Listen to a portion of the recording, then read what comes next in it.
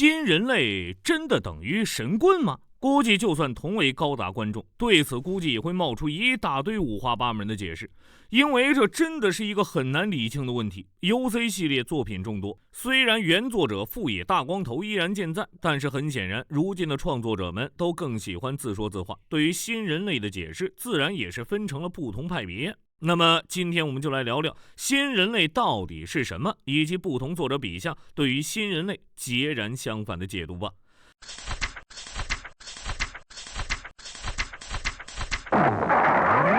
新人类的设定影响了整个高达系列后来的高达作品，十之八九都会在作品里安排一种要么人为制造，要么自然产生的特殊人类。这些人多少有点超能力，但又不至于像美漫超级英雄那么夸张。他们不能操控磁力，不能呼风唤雨，最多也就是会建立一个精神世界的聊天室，并且完全不允许被拉进其中的人穿衣服。这能力可比喷蛛丝屌多了。总之就是凭借着这么个在现实世界里怎么看都犯法的能力，这些超能力者成了战斗力层面的硬通货，也就是所谓的神棍。他们上限不一定高，但下限绝对不低。然后当权的大人物们总是一边想着让这帮畸形种给自己打白工，一边提防着他们哪天发挥日本传统异能下课上。总之，一部高达动画里最鸡掰的故事一般就这么展开了，而这一切的诞生都要归功于最初的新人类。在 UC 世界观里，新人类本来的意思是指在人类将整个宇宙纳入其生活圈之后，对具有能够正确认识这个扩大化空域之能力的人们的一个总称。换句话说，这样的人们可以说是一种除了能够理解掌握地球之外空间的生活方式，并进一步克服身处其间所遭遇到的难题之外，甚至还拥有在实际的生活情景当中彼此相互理解与沟通能力的生物体。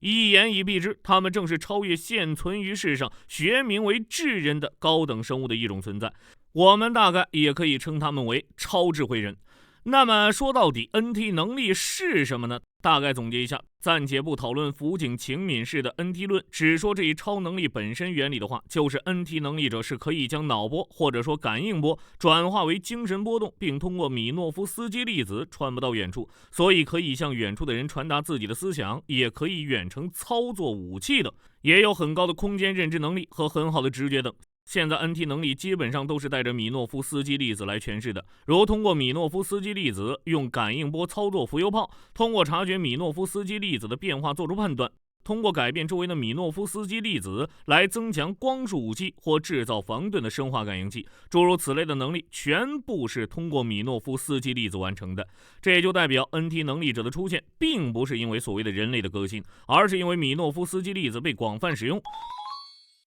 米诺夫斯基粒子是米诺夫斯基博士在 UC0065 年提出假设，并在 UC0069 从核融合炉中发现的物质。在 UC0001 之前就已经建好了的赛德1，在60-70年间一直释放着米诺夫斯基粒子。现实世界中，一些工业废水流进了河里就能让生物畸形，更何况米诺夫斯基粒子呢？生出适应了米诺夫斯基粒子的人类也不是不可能的事儿。而另一个导致新人类诞生的原因就是环境上的变化。为了能在这个巨大的宇宙中生活，这样的人们必须要试着去凌驾这整个巨大空间。大概是因为如此，他们才逐渐有这种与另一个人类共同感受彼此的能力。至于他们运用这种能力的方式，如果硬要举例来说明的话，或许是像心灵感应之类的方法吧，或者用另一种讲法来说，即使在空间和时间上有所差异，让人与人之间产生了隔阂性的障碍，但这样的人们却能够超越他们，产生彼此之间的爱，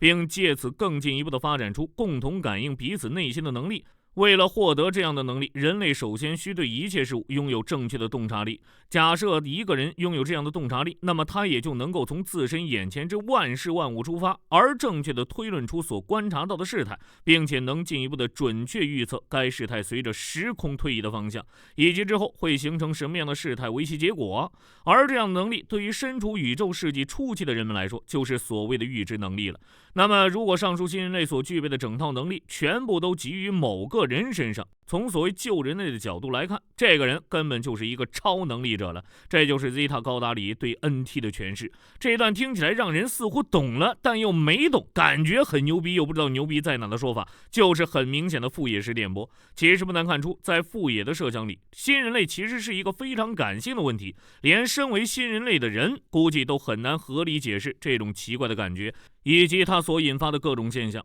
但并不是所有人都这么想。新高副辅警秦敏氏在以前的采访中表示 ，NT 不是一个虚无的概念，背后有着坚实理论的支持。高达 UC 和 NT 就是为了将这个理论说明的作品。只不过当 NT 到底是什么这个问题摆在另一个人面前时，那个满脸褶子的光头淡定地表示：“我忘了。”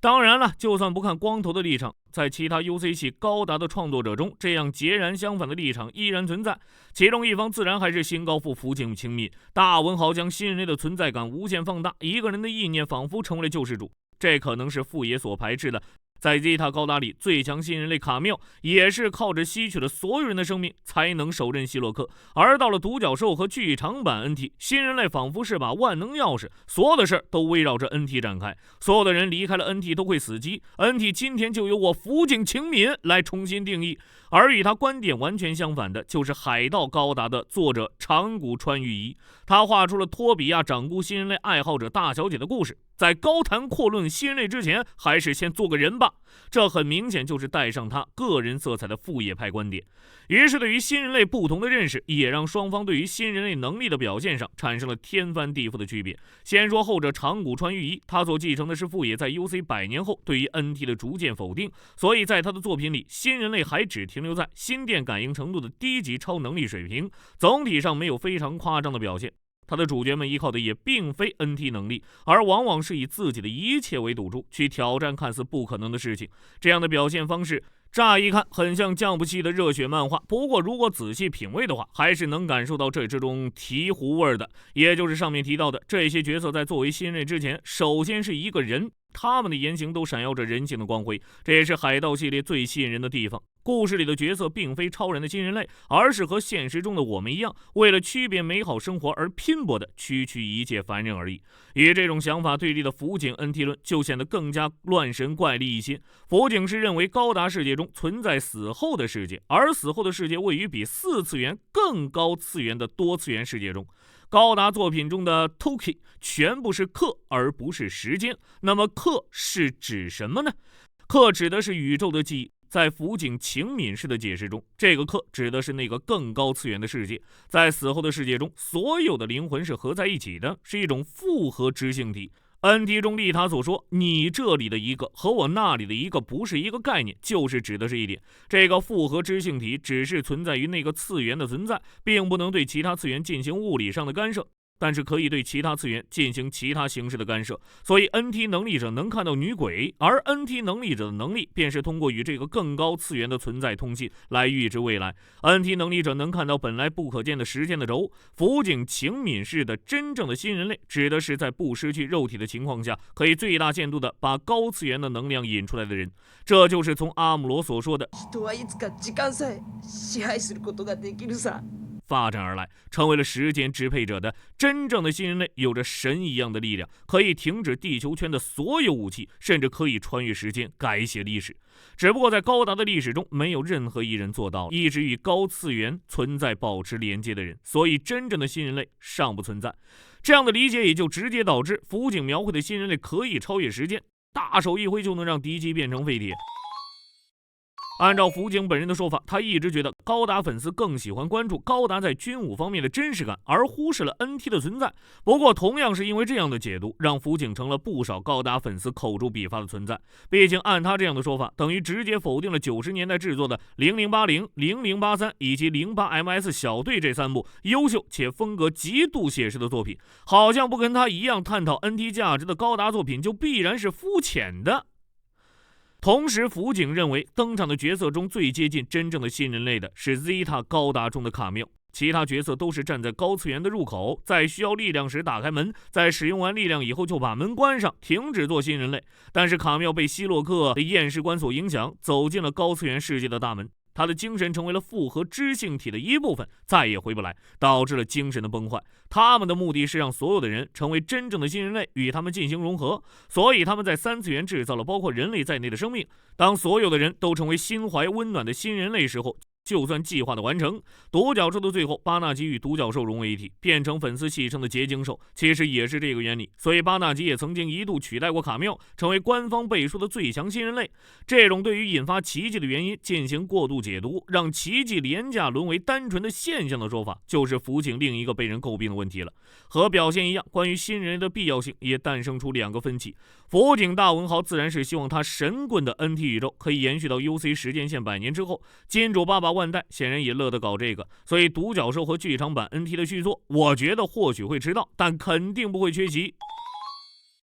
而另一派虽然如今对于高达系列已经没太多话语权，但如今已经80多仍然老当益壮的富野还是亲口否定了他亲自创造的新人类。新人类本质上是当初富野对于人类无法互相理解这件事儿给出的一种理想化的答案，或者说是在故事中引发奇迹留下希望的便利借口。现在的富野当然不再认为所谓 NT 就是那个正确答案了，可能是因为在他如今看来，依靠进化出这样能力来实现互相理解本身就是一种作弊，指望着大家拥有都像 NT 这样的感应能力，自己不说出口，别人就能了解自己的想法，这种事儿本身就是一种偷懒。所以在他的新作品，比如《道 A》和《基复国》里，对于新人类可以说是只字不提。这2部作品都是在讲述一个衰败后世界重建的故事，里面登场的角色对于新人类的认识只停留在悠久的传说中。大部分人因为许久未经战事，显得淳朴天真，甚至可以说有些吃鱼。但是在这样的世界里诞生的年轻人们，无论罗兰也好，贝尔利和艾达也好，却懂得行动的力量，不再依靠 NT 带来的，而是靠自己的言语、自己的感受去解决问题，去认知世界。因此基复国的故事才发生在重度世纪，这是一个由年轻人播下满身虚饰的大人世界的镀金，并构筑起新世界的时代，是让创造新时代的不是老人，这句话不再显得虚无缥缈的时代，亦是富野这个经历岁月已经超过世上大部分人的80岁老人对于未来和年轻人的期盼，同时也是他对现在的绝望。对于新人类的解释，你更喜欢哪一边呢？欢迎在评论区中留言讨论。那本期视频内容就到这里，我们下期视频再见。